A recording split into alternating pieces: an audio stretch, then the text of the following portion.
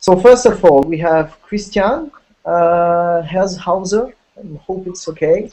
So Yep, fine. she's VP of Corporate Communication for Auctionata in Berlin. We have Stefan Ludwig, Executive Chairman of Watts, I'm sorry, and Bloomsbury Auction. Druids. Okay, you'll say it better than me. And Bloomsbury Auction, and now Noble Investment. And finally, we have Alexander Gilkes, co-founder and CEO of Cuddle8. So, during the recent years, there has been an increasing attention towards online auction performed by established bricks and mortar auction house, adding virtual option to existing model, or newcomers, as we have today, focusing especially on innovative way to conducting sales. So before we start, Christian, how did the Schiller perform last Friday? It went very well. Thank you for asking. We have sold a Schiele watercolor of 1916 for 1.8 million euros live on the internet on Friday night. So this is the highest selling work of art ever sold in a live internet auction. And of course, we were very happy about that. Well, that's great. Alexander, how does it feel to have Damien Hirst as an investor? I think we're utterly delighted. He's obviously been a formidable pioneer within the art space. He's been a very early adopter of online sales, and I've always been a huge admirer of his innovation within market trends. And we can all remember his direct impact on the secondary market back on the day that Lehman's fell. And so this is an exciting time for Paddle8. It's a great endorsement, and his influence throughout the world of contemporary art is going to hopefully help us really grow the business. Great. And what about you, Stefan? I understood that your stock went well this last 6 months. Yeah, no, it's a business. Our holding company, Noble Investments, is a business that was floated on the London Stock Exchange in 2003, initially as a coin, rare and antique coin dealing and an investment business. I think at 23p at the time, and we're now trading 10 years later at about £2.30 with a market capitalization of around about $50 million. And the business has grown year on year at close to double-digit rate since inception. As I think, as some of your listeners may know, we have acquired my old business, Druids and Bloomsbury Auctions, back in December of last year to really diversify the product range that Noble had previously been engaged in. Okay, great. So we'll start with the questions. Stefan, you come from a group of brick and mortar auction house. You told me that last year online sales account for 30% of your turnover, which is about £10 million, right? From virtually nothing just a few years ago. How do you see online becoming more and more important in the future? And do you feel there is some kind of limit that will never go through this? A lot of questions there. In terms of, I'll answer those in reverse order. In terms of the future, there is no doubt at all that accessibility online to all manner of e-tailing and e-auctioneering will continue to grow. It's, infinitely democratic. From our perspective, it creates a whole variety of new shop windows globally that in the pre-digital age would just never have been affordable to access. But I think very much unlike your other two guests this afternoon, we're a bricks and mortar business that is looking to exploit the communications advantages of the internet as opposed to being a technology business that deals in art. Okay. Alexander, obviously you believe strongly in this in online auction. Do you feel there is some kind of, there is a limit to what people are going to be doing online or not doing online? I think in our history, we're now 2 years old. Through our benefit auction side, we've seen price points exceed $250,000, sight unseen. But in our themed auction business, we're really focusing at the lower end of the market because we see that it's a very illiquid market segment, just due to the fact that there are huge costs in selling works at those sort of lower price points in the brick and mortar business. And I think we feel that we really want to focus at this price point, remove as much friction as possible. We don't take possession of the work. We're trying to charge lower commissions at those price points. And I think we've seen that we're at the sort of hockey stage of growth. Hockey stick stage of growth. There's a lot of increasing activity, and the limitations going forward are always going to be just due to the online context. What can you provide to reassure the collector online versus what can't you? And I think it always comes down to condition, the authenticity.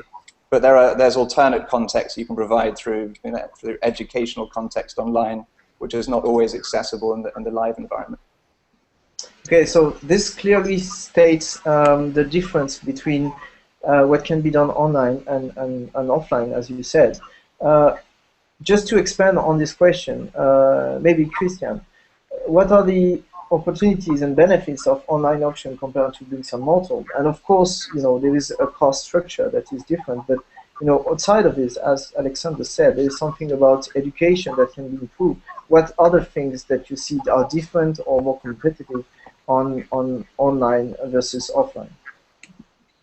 Oxenata is a real online company. We have an online shop and we offer online auctions. And what we see as a benefit for people is that they can very, very easily access knowledge about works of art. They have a very big transparency, and they can very easily access our auctions. They can have an auction room through their laptop or mobile device as if they would be in a real auction room. They see the object and the auctioneer, and they have an expert explaining the objects. You can pose questions live to the studio, to the expert. So you have the experience as if you would walk into an auction room. And this is something we can offer all people, no matter whether they're in Asia or in the US or wherever.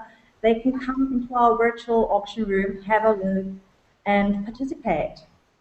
So they don't have to take ways, and they can have a very direct access. They can pose questions, and they have a big transparency.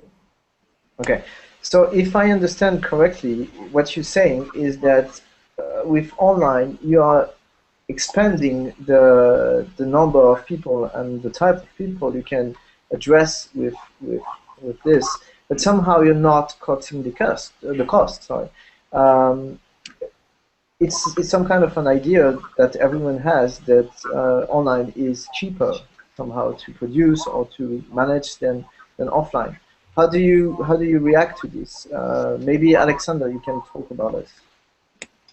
Yeah, so we've really tried to reduce the friction points as much as possible, and we're dealing with a very lean model whereby we don't take possession of the work.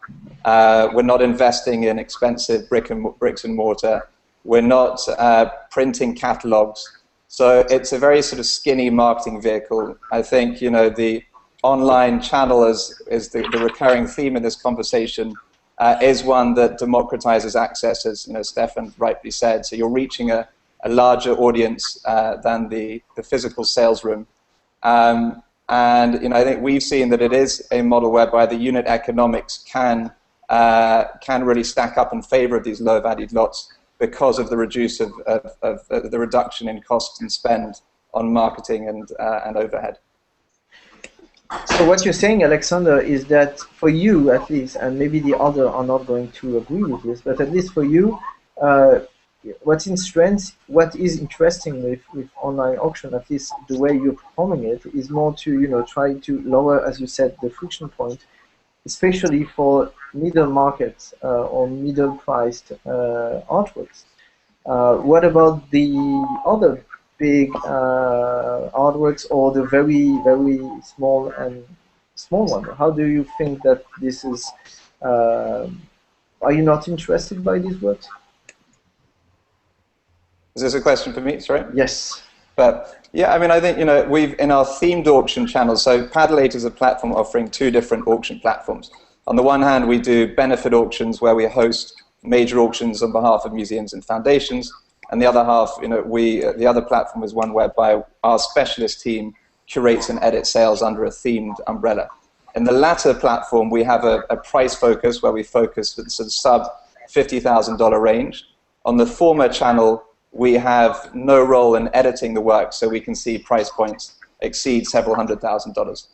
You know, we are really choosing to focus on the lower valued lots in our themed auction range because we just see that there seems to be less focus there, particularly in fine art, from some of the larger houses. We see it very complementary to the brick and mortar business in many ways. Because, you know, it is a business where, from the collector's standpoint, it tends to be very expensive to sell those lots, and galleries and auction houses don't tend to typically be interested in these lower valued works. And so it's a very opportune market segment for us to service efficiently online.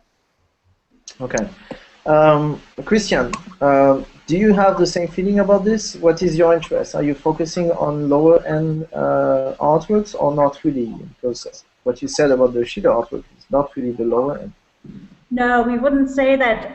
We have a quite broad range of prices, but anyway, you know, we have also themed auctions.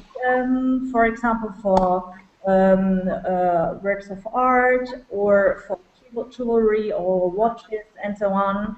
And depending on these categories, setting prices or the price range. But of course, we're not taking any completely low level, let's put it like that, beyond 1,000 euros, but depending on the categories. But I can say as well that we do not need any money for printed catalogs or for even auction rooms. We have one studio, and yeah, we can do all our auctions. So it's a quite clean pricing model. Whereas, of course, the expertise, the valuation, and the photography of the object, of course, takes money. But this is the thing which is absolutely vital for people to provide people the right information. Okay, Stefan. So you are, you know, mainly dealing with collectibles, and you have all the costs of printing catalogs, managing locations, having a lot of people. How do you see the competition with these young guys? Well, I'm fascinated by what I've heard over the last few minutes. First of all, as clarification, whilst collectibles are probably the most important turnover part of our business, I mean, our sweet spot is in exactly the same price range as Alexander mentioned, so $10,000 to $20,000 is the market segment that is probably most easily accessible to us on the one hand, and therefore, by inference, the most profitable for us on the other hand. I'm far from convinced that the friction costs that Alexander refers to are of sufficient relevance to drive the entire collectibles and art market online. And I don't believe either of your other two guests are suggesting the entire market gets driven off online. But I guess as a headline, aside from the price point being very similar, in both Auctionata and Paddle8 do precisely what we do without a bricks and mortar platform. And I think the most relevant part of the bricks and mortar platform in our case is that it's cash flow generative. We are a business that last year posted over $5 million in earnings.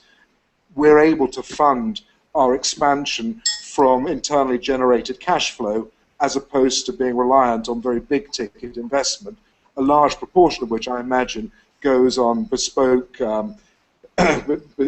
programming and quite a lot of advertising.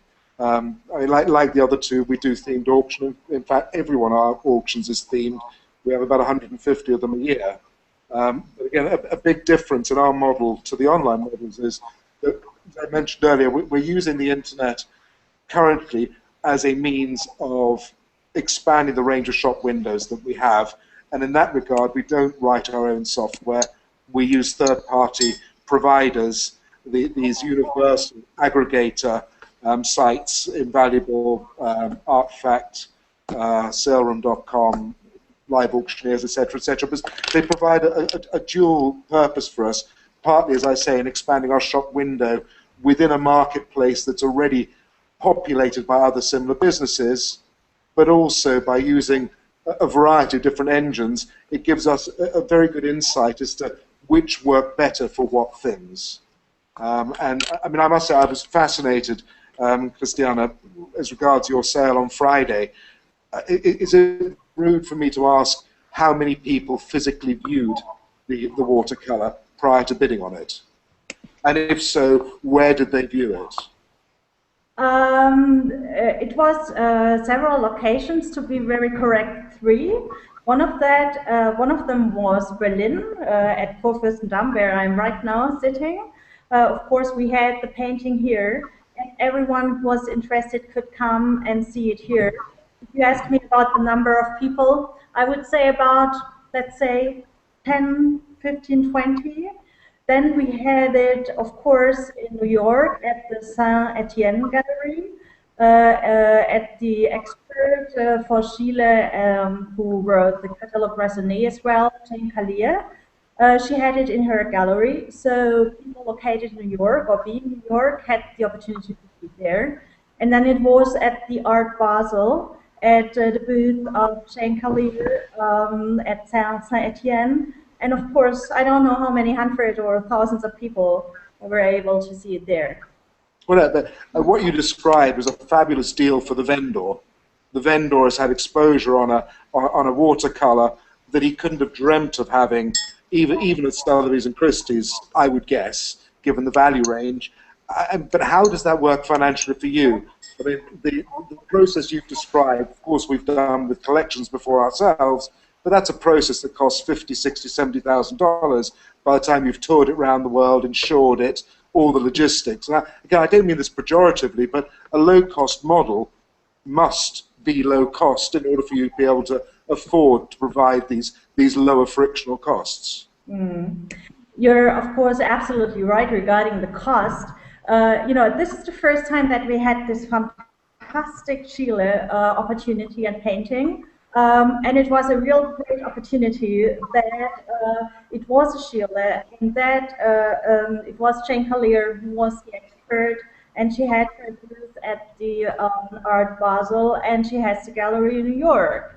But I cannot say for the future, but of course we are trying to give our potential buyers as many opportunities as we can to have a look if they want prior to bidding. So you're still reliant on the bricks and mortar facility of physical viewing for the higher value works, which is totally understandable. I would have done exactly the same as you had I had the opportunity to auction that particular work of art. But I think what I'm trying to get to is the internet, in that regard, it was a transactional platform as opposed to having created the opportunity to make that work of art available for public purchase.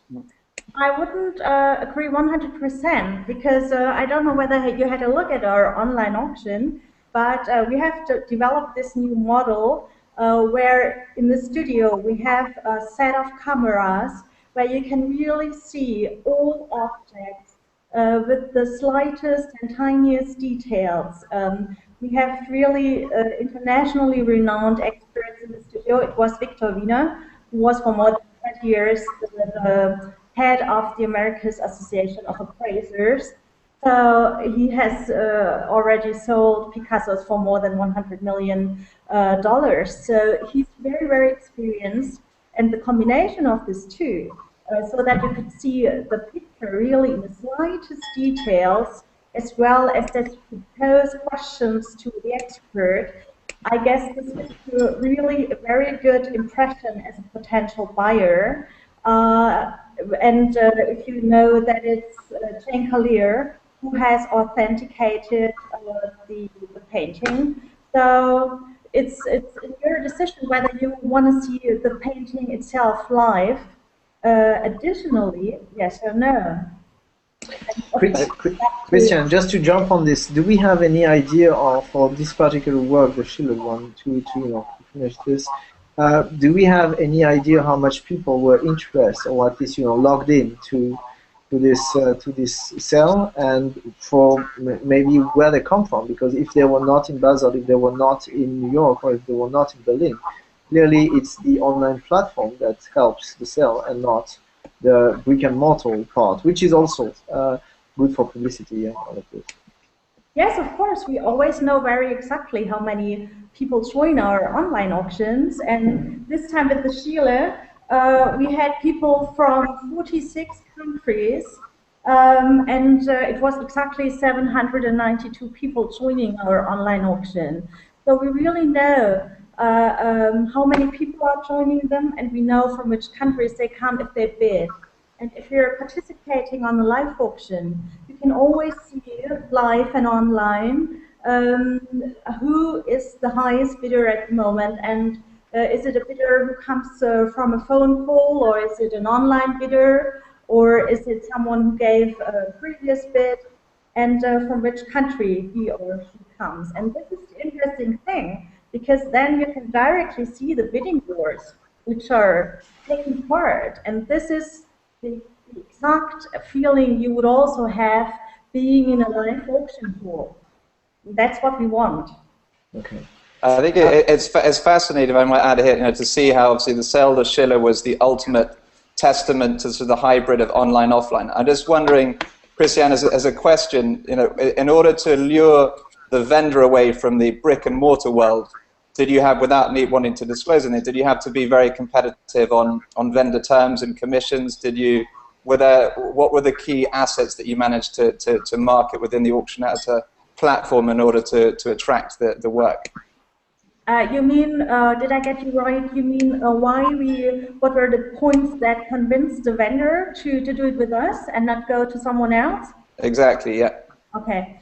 I think the vendor was very convinced.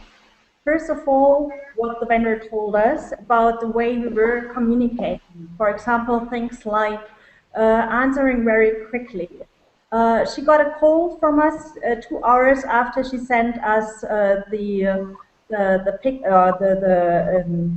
inquiry, and she got a call from us because it was a whole.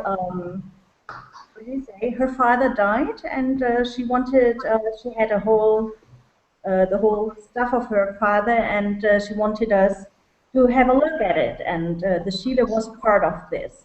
And that was the first point. The second point was when the Chile was discovered, and it was in a map with Chile prints. And they actually didn't know that this original watercolor was in this map. So in this folder.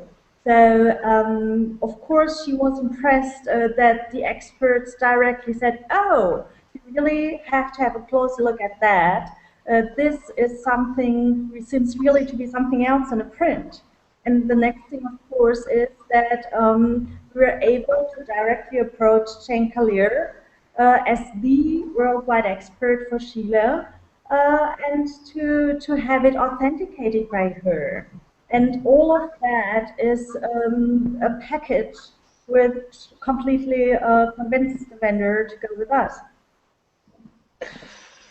That seems great. That's very interesting to have this, this particular work. It helps us understand a lot of how all of this is working, even for people that are working in this field. So this is really interesting. I will go back to the more general question so we can continue on this. What I see, and I think it's really interesting, is that all of you three chose very different model or different way to operate online auctions. And even people that are not here today have other ways to operate this auction. If I can go to all of you three, and if you could explain me why you choose this model instead of another one, why do you think this one is the best or the one that fits more for you? This way we could know more about each of these models. Let's start with Alexander. Yeah, so as I've explained previously, we're an online auction platform with two different sections. One being the benefit auction section, which is primarily a marketing platform that allows us to increase our exposure via the marketing outreach of the participating museums and foundations. And the other is the themed auction platform, which is no great innovation. It's clear that the colleagues on the panel today each entertain a similar format. What we have sort of focused on, and what is our key IP at Paddle 8, is the whole post-sale fulfillment automation. So it's credit really to my co-founder, who comes from more of an engineering background, but we are able to close the transaction very efficiently following the sale with automated fine art shipment, payment collection, and insurance, which means that in scaling and offering more inventory, we're able to do it very efficiently without the need to invest in the whole back end and support structure. And I think we have the differentiation, I think, with the fellow panelists, is that we extend our auctions to a 2-week time window.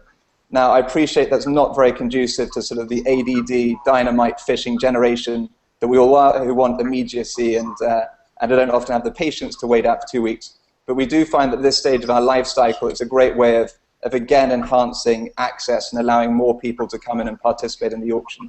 And it's questionable whether or not we'll add a buy now feature with time in order to allow people to purchase with some degree of immediacy. But the themed auction platform itself, it's very important that we continue to operate under a themed umbrella, because it allows us to tightly edit the inventory, group them within a sort of collective narrative. And it's also a great way to really help our marketing team think about how you package these auctions, how you tie in partnerships, and how you can reach certain collecting demographics too that have an interest in the appropriate theme. Stefan, you kind of already explained us, that you were using third parties, and it was part of it was that it's great marketing, and it helps you to get to more potential collectors or buyers. So I guess this is your answer to this. But is there any trade-off or negative aspect of not having your own platform? An interesting question that I probably ask myself once a month. On balance at the moment, I take the view that with a fairly small and narrow advertising budget, I'm getting much better bang for my buck out of being on multiple windows. But obviously the downfall and the negative aspect of that is I don't own my visitor data. And that, to the extent that, that I'm sure Auctionata and Paddle 8 are already monitoring that, it's an extremely valuable resource, particularly over a period of time when you build up visitor data over a whole series of different genres in the collecting market. But I mean, to be very, very clear, we're a bricks and mortar business that's evolving online, and I mean, there's nothing I would like more than to be able to click my finger and suddenly have an online business. Unfortunately, as the other two businesses know, developing that costs millions and millions and millions of dollars if you're going to do it properly.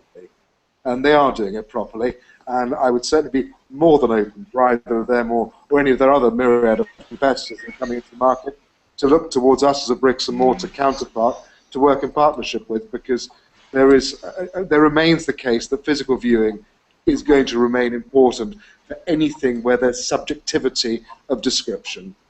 Clearly with multiples and additions, where it is purely the case of creases, fading, an absolute condition, your credibility defines the quality of your descriptions. And I'm fascinated to watch how Alexander's business will evolve, given that placing a lot of trust in the vendor to be honest, brutally honest about what they're selling. And I guess that's one layer of risk management that doesn't exist in a physical arena, because you actually get to view the stuff as opposed to just relying on descriptions.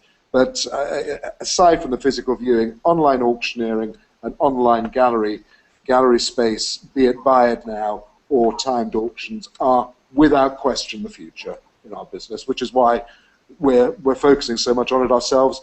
Just haven't got round as yet to biting the bullet on the multi-million-dollar investment it will take to get us properly online. Okay, Christian, what is, your model is somehow to do what's already is done offline, doing online with live timed auctions. Why did you choose this, and why do you think it's the best model, at least for you? Why we chose that? The vision of our founder Alexander Tucker, who is coming on the one hand from the art world and from a art family, and on the other hand was for 8 years a pure seller at eBay and knows the other world also very well. And of Georg, our second founder, who developed the whole technology, was to bring an art and auction house into the internet with all the services, and this is exactly what we did.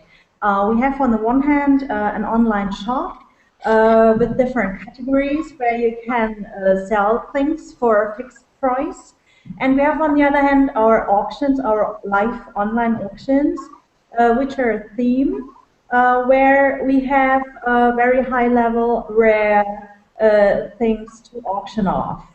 And the advantages for potential sellers and buyers is that, of course, we have a very big network of experts. It's 250, which is the really largest network of experts in the world.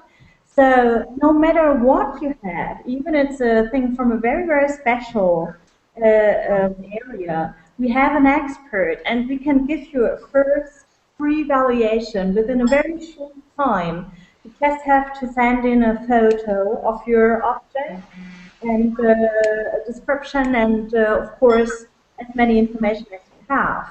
And then you will get, within a few days, you get a free valuation of your object. And then you can just decide yourself whether you want to sell it or not. And if it's a very rare or high-level object, you can also decide whether you want to take greater risk and maybe earn more if you give it to an auction, or if you're going for a more, so to say, secure thing and put it for a fixed price in the online shop. And this is something which makes it for potential customers very easy, first of all, to get an idea whether the things they have are really of value or not.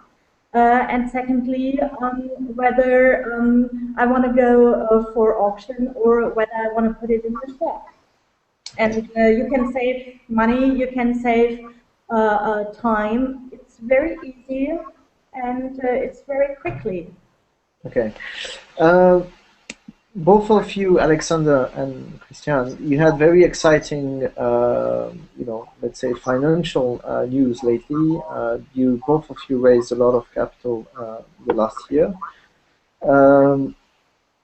As Stefan said, for the moment you are building this platform, and it seems to be very capital intensive, which is kind of opposed to the idea that the costs are getting lower because you're it takes a lot of marketing and things like this. How would you, first of all, great that you had these news, and how do you see, how fast do you think that you can be, let's not say profitable, but balanced at least? Alexander. So I think we've really understood that a lot of the investment, the technological investment, is a one-time cost. I think building the whole bidding platform, building a lot of the the software, the hardware, etc.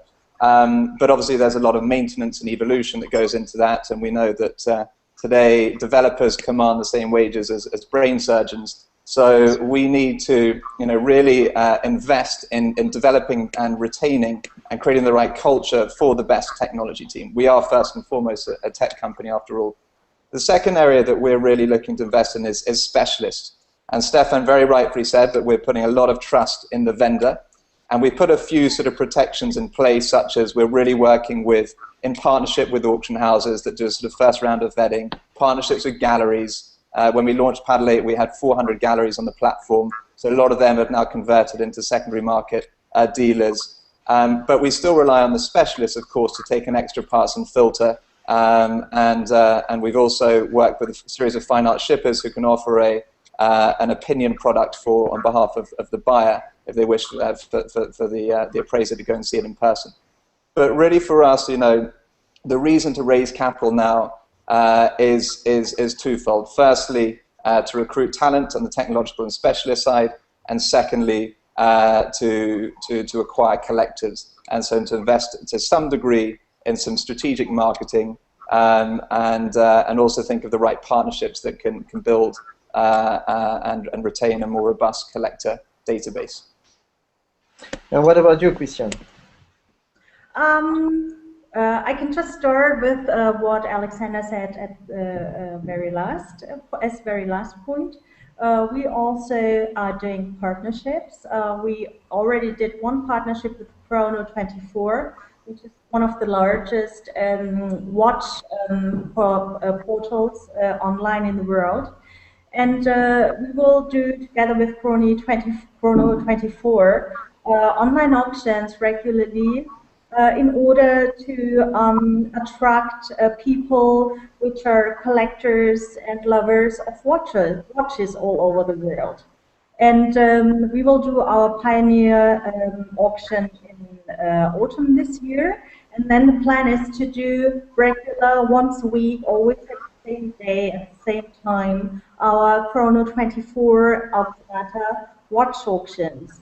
And this is just one example. We have a lot of cooperation discussions at the moment, and other corporations will follow.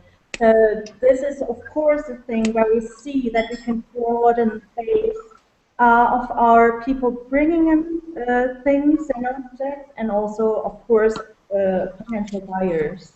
Yeah. Can you just tell us about, the investment that you're doing? I mean, maybe you cannot. I don't know. If you cannot, then it's fine. But, you raised a lot of capital last year, maybe more than Alexander, I think. And, what is the plan, how to use it? He's saying that he's acquiring talents and marketing, or let's say collectors, or how to, get more people on the platform. What is your view on this? Is it very capital intensive? All of this question. Can you say a few words on this? Yes, of course. We have raised so far, we have 6 investors, and we have raised so far $15.5 million, which is really a very good basis after a little bit more than a year. But of course, on the other hand, we put a lot of money in the development of our platform and the online auction technology. We build our online shop and still are building and developing it further and enhancing it, that's clear. And of course, this is a very big cost factor because you also need people beyond it. We grew until 100 employees within a year, which is really a lot. And then the second big cost factor, of course, is not doing the valuations, because we have freelancing experts. They're not our employees, the 250 experts, but they're working on a freelance basis for us. But if we are taking objects for our shop or for the online auctions, of course we have logistic costs. You have to transport them in a special way. You have security costs, insurance costs, and of course these are the cost factors. And another cost factor is also to have very professional photography and description. So we have a quite bigger group within the company to do that in order to have a very good description in our website. But if we will have the special auctions, which will be not only one in a week, but maybe several on a day in the future, we have our TV studio, and there was no additional costs. So Okay. it's our business model. So basically, you're saying that your costs are very similar to the one from Stefan, because a lot of them, as you described, are logistic costs, which is quite interesting. Stefan, what about you? You know, I know that you cannot tell us much because you are a listed company and you have, you know, things that you can say and not say. But do you have what is your strategy for the next years or so? Maybe it's different. Maybe you're going to acquire other things. What are you going to do? Well, let me take a couple of steps back, actually, in terms of I mean the observations about capital intensity rather, and investment. I mean, we're a business, as I mentioned, that has a market capitalization at the moment of around about $50 million, generating $5 million a year post-tax profit. So it would take us 3 years to generate the sort of level of free cash flow that Christiana describes as having been raised from her investors. The pricing dynamic I find very curious, and I mean I am looking forward as these pure internet plays evolve to look quite closely at whatever financial information they're in a position to divulge, because I am fascinated to see where the cost breakdowns are. Real estate, for example, with us is a fairly small percentage of our overall cost base. We have, I think, 120 staff. So, I mean, not dissimilar, as you said, in quantum and dynamic to Auctionata. I think Battle Age is quite a lot fewer than that. I believe. Alexander? Yeah, we have about 30 today. Yeah, but again, the financial dynamics of evolving from a cash flow positive bricks and mortar business have a lot to do with company valuation of cash flow and profitability versus the value inherent in the fixed assets. I mean, our figures that we published for the first half year to February this year, about a month ago, shows us having net assets of £19 million, $30 million. So 2/3 of our market cap is actually underpinned with assets. And in answer to your question, what our strategy is, our strategy has got to be attaining a re-rating of our shares in order to get a greater market valuation for this $5 million growing recurrent profitability that the market is currently only paying us 4 times on in relation to our net assets. So I mean, I think the market generally views art and collectibles retailing as a fairly sleepy and contracting industry, whereas clearly online retailing and online auctioneering is a fast expanding functionality. So I mean, the challenge for us is developing not only a cogent strategy for moving more of our business online and making it less physically transacted, but more importantly, selling that strategy to the marketplace. So I mean, I suspect very few of our customers and/or our shareholders know that we're 30% online, which is obviously a terrible indictment in terms of our own financial PR.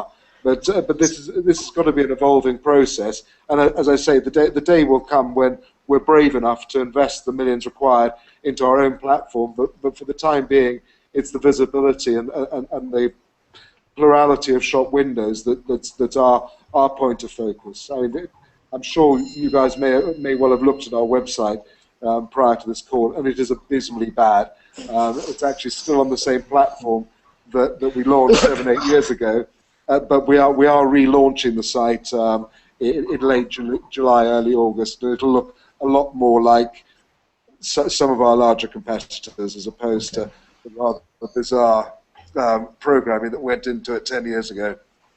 So your strategy is to look more online to get a better valuation? Yes. Okay, great. So I think we can conclude on this. It was a very interesting talk that we all had today. I want to especially thank all our guests, so Christian, Stefan, and Alexander, that gave us great insight to the topic of online art auctions. And I thank all the listeners of this Skates Art Industry Hangout, and stay tuned for new upcoming conversation. And thanks to everyone, and see you soon. Bye. Merci Thank you Pierre. very much. Salut, Thank you. à bientôt. À Ciao. bientôt. Au revoir. Au revoir. Au revoir.